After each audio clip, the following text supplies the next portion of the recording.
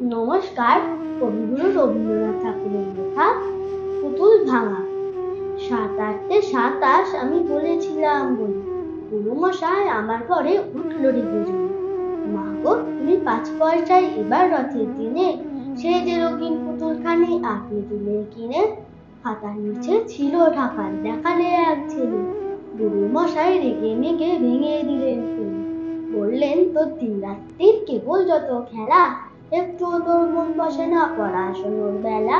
মা গো, আমি জানাই কাকি, তোর কি গুরু আছে? আমি যদি নালিশ করি এক্ষুনি তার কাছে।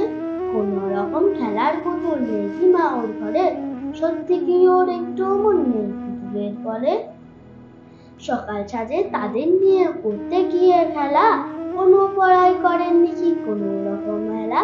তার যদি সেই পুতুল নিয়ে ভাগেন কে গো রাগে, বল দেখি মা ওর মনে তা কেমন তর লাগে। ধন্যবাদ।